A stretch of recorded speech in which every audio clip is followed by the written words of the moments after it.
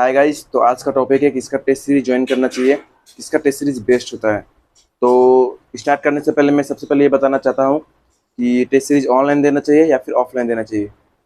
तो मेरे according taste series आपको ऑफलाइन देना चाहिए, क्योंकि अगर आप टेस्ट सीरीज ऑफलाइन दीजिएगा तो आप कहीं ना कहीं उस माहौल में ढल जाइएगा जैसे एग्जामिनेशन हॉल में होता है, और आप मेंटली प्रिपेयर हो जाइएगा। क्योंकि काफ़ी बच्चे ऐसे होते हैं, या फिर मेरे साथ भी हुआ था। मैं जब अपना फर्स्ट अटेम्प्ट का तैयारी कर रहा था तो मैं ऑनलाइन ही टेस्ट सीरीज देता था, लेकिन जब एग्जामिनेशन हॉल में गया तो वहाँ मेंटली प्रेशर को मैं झेल नहीं पाया, जिसके कारण मेरा एग्ज़ाम बहुत ही बुरा गया। तो मैं यही रिकमेंडेड करूँगा सबको, एग्ज़ाम से 1-2 महीना पहले या फिर 3 महीना पहले आप टेस्ट सीरीज ज्वाइन कर ले ऑफलाइन, अगर आपके एरिया में पॉसिबल है तो, वरना आप ऑनलाइन ही जा सकते हैं।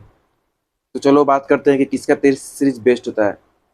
तो देखो, टेस्ट सीरीज तो सभी के अच्छे होते हैं, बस अंतर यही होता है किसी का एनसीईआरटी बेस्ड होता है, किसी का एनसीईआरटी बेस्ड नहीं होता है, किसी में सर्च इंजन ज़्यादा आते हैं, किसी में कम आते हैं। तो सबसे पहले शुरुआत करेंगे फिजिक्स वाला से।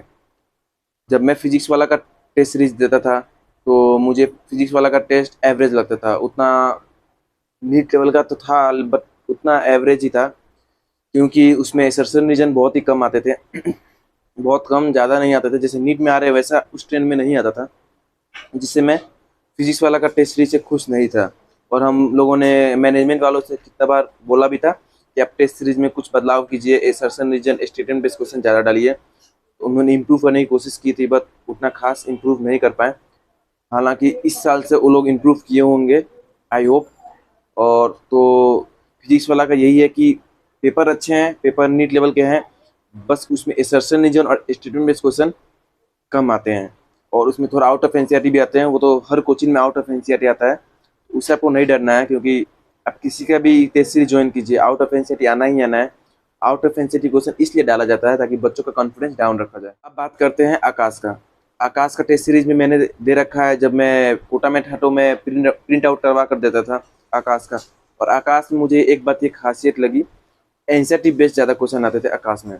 वो ज़्यादातर एनसीईआरटी पे ही स्टिक रहते थे, और उसमें भी असर्शन इंजन स्टेटमेंट क्वेश्चन आते थे जैसे नीट में आता है। तो आकाश का पेपर का पैटर्न बिल्कुल नीट की तरह ही है, और इसमें पेपर ज़्यादा टफ भी नहीं आता था, एकदम नीट लेवल का ही आता था, एनसीईआरटी बेस्ड ही आता था। तो आपको अगर आकाश का लेना है तो ले सकते हो, कोई दिक्कत नहीं है। आकाश का भी टेस्ट सीरीज बहुत अच्छा है। अब बात करते हैं एलएन का। तो एलएन का तो मैंने स्पेशली बैच बैच ही लिया था, बैच नहीं डीएलपी लिया था मैंने ऑनलाइन। उसमें मेरे को टेस्ट सीरीज मिला 2100 में, जब मैं कोटा में था। तो एलएन का टेस्ट सीरीज में ये था कि उसमें पेपर में भर भर के सर्सन रीजन स्टेटमेंट बेस्ड क्वेश्चन आते थे, ठीक है।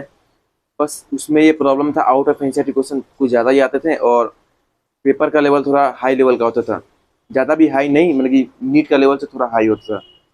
तो वो भी कहीं ना कहीं सही है, क्योंकि अगर पेपर टफ बना रहे हैं एलएन वाले तो आप मेंटली प्रिपेयर होते जाएंगे, क्योंकि किसी को नहीं पता नीट में पेपर टफ आया इजी है। आपको मेंटली वहाँ पर प्रिपेयर किया जाता है कि अगर पेपर टफ आया तो आपको कैसे हैंडल करना है। तो एलएन का भी बिल्कुल नीट पैटर्न पे ही पेपर बनता था, बस थोड़ा हाई लेवल का होता था। तो वो सही है कहीं ना कहीं, क्योंकि किसी को नहीं पता नीट में कैसा पेपर आने वाला, इजी आएगा या फिर हार्ड आएगा।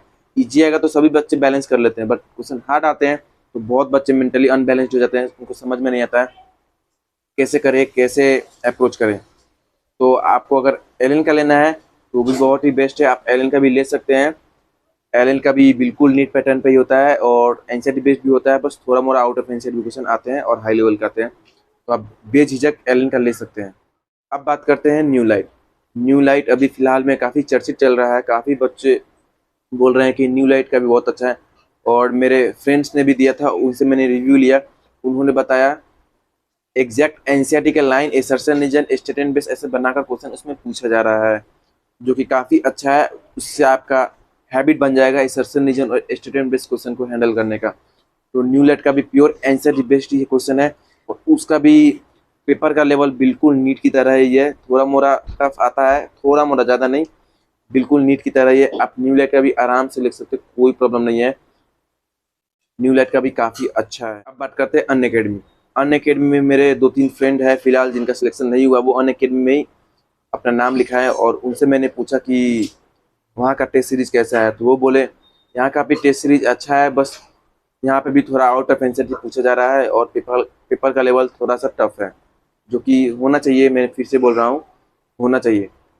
बस प्रॉब्लम ये है कि आउट ऑफ एनसीईआरटी क्वेश्चन थोड़ा आ रहे हैं, जिसके कारण नंबर कम आ रहे हैं।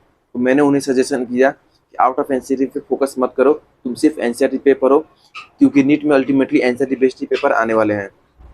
तो ये रहा अनअकैडमी का पेपर, जो कि बिल्कुल एलन की तरह ही है। तो आपके पास ऑप्शन है ढेर सारा, आपको किसी एक को ही चूज करना है। तो मैं रिकमेंडेड करूँगा कि आप एलन का या फिर आकाश का या फिर न्यू लाइट का, ये तीन में से किसी का भी, अगर आपके आसपास में एरिया में अगर तीनों में से किसी का भी अगर टेस्ट सीरीज अवेलेबल है, तो आप टेस्ट सीरीज जरूर ज्वाइन कर लें, क्योंकि ये बहुत ही इंपॉर्टेंट है। और जल्द से जल्द सिलेबस कंप्लीट करें, सिलेबस कंप्लीट करने के बाद ही आप टेस्ट सीरीज ऑफलाइन लें, ताकि आप मेजर टेस्ट अच्छे से वहाँ पर दे सकें। अगर अभी भी कोई आपके मन में कोई क्वेश्चन है, तो आप कमेंट सेक्शन में पूछिएगा, मैं उसका रिप्लाई करूँगा और कोशिश करूँगा उस पर स्पेसिफिक वीडियो भी बनाऊँ, अगर कोई पार्टिकुलरली आप किसी वीडियो को चाहते हैं तो।